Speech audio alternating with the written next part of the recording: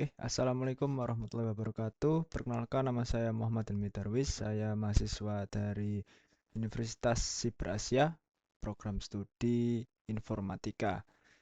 Kali ini saya akan mempresentasikan yaitu analisis UI UX. Saya mengambil UI UX dari LMS, salah satunya yaitu Sevima Edling. Nah, di mana presentasi ini merupakan rangkaian dari untuk pengumpulan ujian tengah semester di mata kuliah interaksi manusia dan komputer. Langsung saja kita mulai untuk presentasinya, di mana di sini kita akan mengevaluasi secara mendalam terhadap alur pengumpulan tugas mahasiswa. Ya, jadi untuk tugasnya kita disuruh untuk mengambil skenario spesifik, yaitu di sini saya ambil untuk alur pengumpulan tugas mahasiswa, di mana nanti kita akan membahas tentang validasi input juga, kemudian skenario kendala yang akan dialami tentunya, serta kelebihan dan kekurangan sistem dari LMS ini. Nah, kita langsung ke alur pengumpulan tugas. Nah, pada poin pertama kita akan membahas atau mengevaluasi elemen visual look, di mana pertama untuk hierarki visual kontrasnya itu penggunaan warna oranye di kolom atau di bagian step pertama dari pengumpulan tugas. Pada tombol aksi utama ini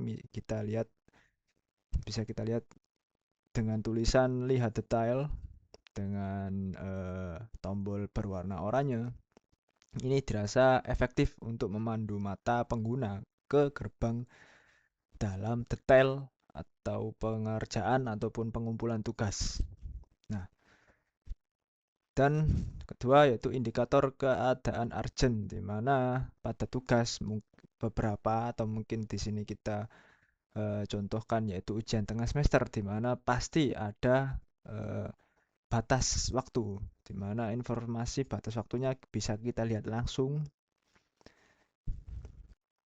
dengan menggunakan warna biru cerah di sini, dan itu membuat atau memberikan tekanan psikologis ya yang produktif tanpa kepanikan.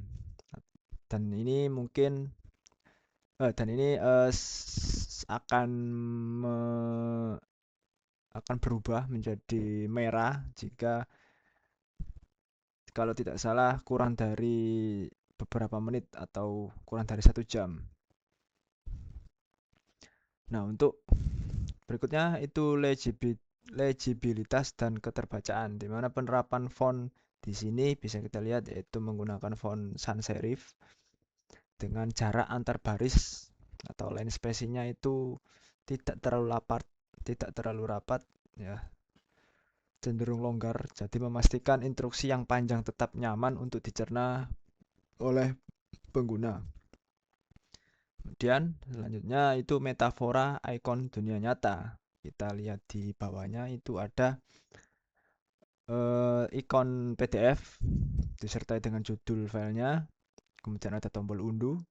Jadi untuk lampirannya ini terdapat section yang seperti ini.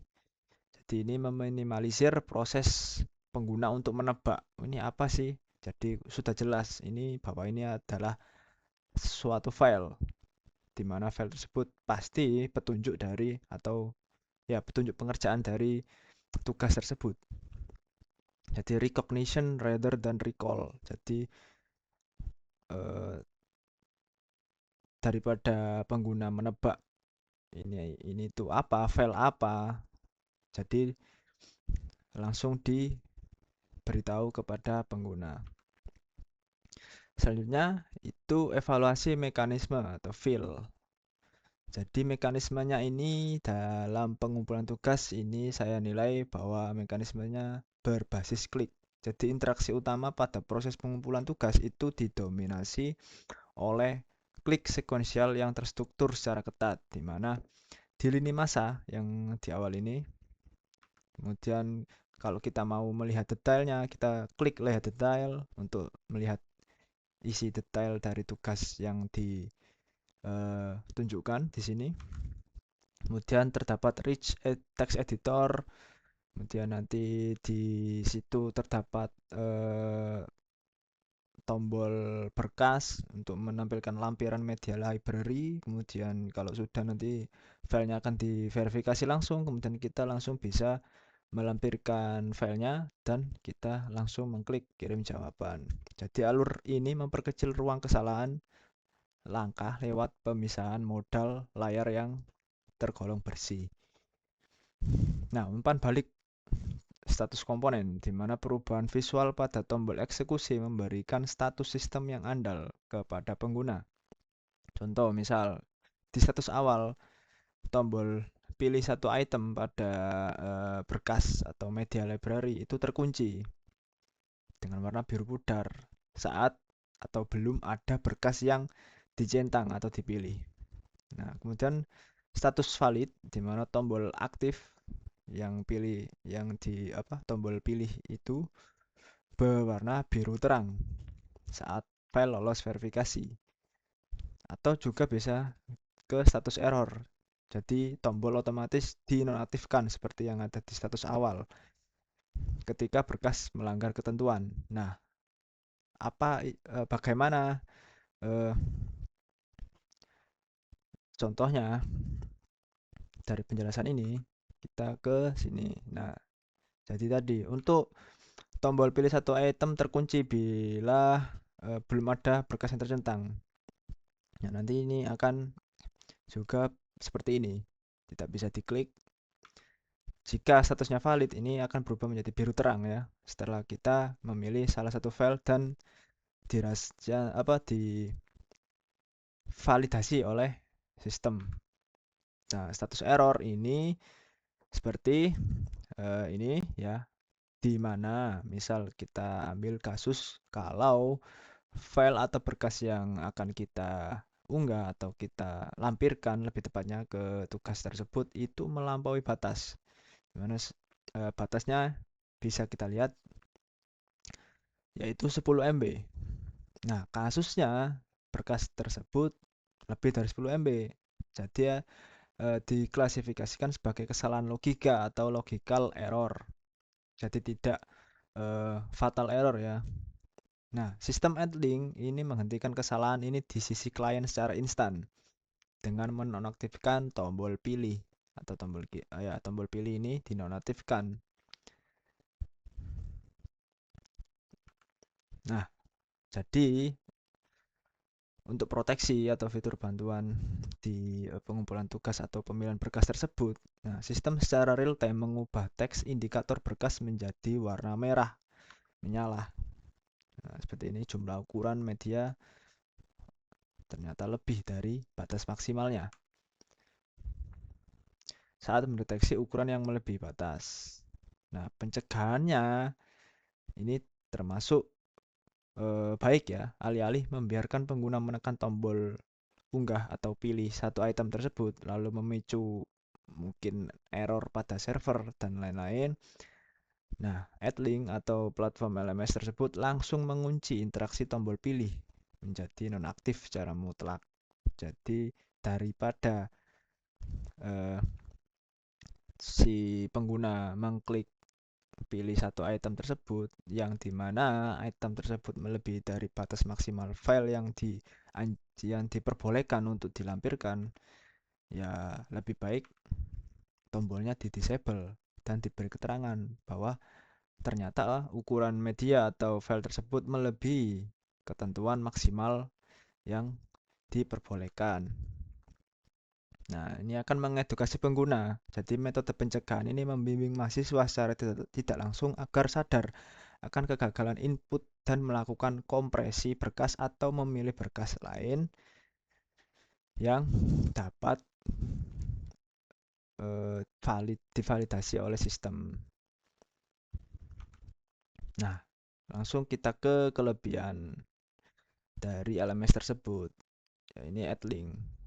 Pertama, task oriented layout. Jadi urutan layout vertikal yang mengutamakan dokumen, catatan, sisa waktu, editor jawaban, kemudian baru komentar. Meminimalisir distraksi dari ruang obrolan mahasiswa. Jadi langsung fokus di mana ini tugas apa, kemudian untuk catatan atau instruksi tugasnya bagaimana, kemudian nanti ada filenya dan ditampilkan juga sisa waktu jika tugas tersebut ada batas waktu, kemudian langsung mahasiswa dapat mengisi jawaban di editor jawaban dengan mengetik langsung atau mungkin melampirkan tugas sesuai dengan instruksi yang diberikan dosen melalui catatan di atasnya atau melalui instruksi di atasnya. Nah, kelebihan kedua yaitu fleksibilitas pengumpulan. Nah, Rich Text Editor atau editor jawaban yang lengkap memfasilitasi mahasiswa mengetik jawaban teks esai secara langsung atau mengunggah lampiran opsional secara leluasa. Dan itu juga mengikuti instruksi dari dosen yang memberikan tugas. Kemudian kelebihan ketiga yaitu multi storage terpadu. Nah, jendela media library seperti yang di sini. Nah, itu memisahkan ruang penyimpanan pribadi, kampus, dan sinkronisasi Google Drive untuk mencegah hilangnya data. Mungkin di sini tidak terlihat ya, tapi ada 3 bagian di sini. Jadi ini ada penyimpanan dari kampus, ini penyimpanan dari eh, penyimpanan pribadi, kemudian ini dari penyimpanan kampus, dan ini penyimpanan dari Google Drive si mahasiswa tersebut yang sudah disinkronkan sebelumnya. Jadi itu untuk mencegah hilangnya data atau ya setidaknya merapikan ruang penyimpanan atau memisahkan ruang penyimpanan yang bisa diakses di uh, kolom pengumpulan tugas tersebut. Nah, dari kelebihan tersebut pasti ada kekurangannya, yaitu pertama redundansi repository. Jadi saya temukan di sini saya bisa menamai file tersebut sama. Jadi banyaknya file yang sama terdaftar berulang kali tanpa verifikasi versi. Jadi tanpa ada version control ya, di penyimpanan pribadi menimbulkan kebingungan mahasiswa. Jadi kalau misal saya upload file 1 dengan judul mungkin tugas 1, kemudian saya upload lagi mata kuliah lain dengan ketentuan misal dari dosen, misal ya nama spasi NIM, kemudian dari tugas dari dosen yang lain atau dosen yang beda lagi ketentuannya sama, nama spasi NIM. Jadi nanti akan ada duplikasi file yang tidak terorganisir di sini. Jadi rekomendasinya yaitu di LMS tersebut bisa menerapkan sistem pendeteksi cloning file atau nama file yang sama, atau mungkin bisa juga langsung diberikan fitur version control otomatis di repository atau media library dari mahasiswa. Kemudian kekurangan kedua yaitu discoverability lampiran. Nah, tombol unggah berkas yang ada di tugas itu mungkin bisa saya tunjukkan. Nah, di mana pada kolom editor jawaban tersebut ini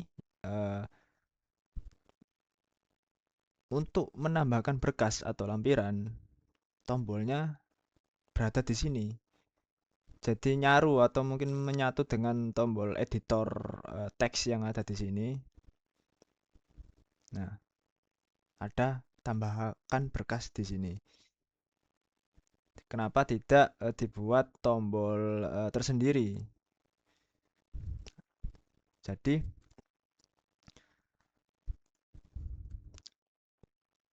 tombol unggah berkas tersebut disisipkan di baris yang nyaru ya, di dekorasi teks yang kecil sehingga kurang menonjol. Untuk rekomendasinya mungkin bisa menyediakan tombol aksen khusus atau ya mungkin diperbesar tombolnya atau ditaruh di sisi lain dari dekorasi teks tersebut untuk upload berkasnya atau mungkin di luar baris toolbar formatting teks atau jawaban tersebut. Jadi untuk discovery tombol unggah berkas tersebut dapat lebih mudah dan tidak terkesan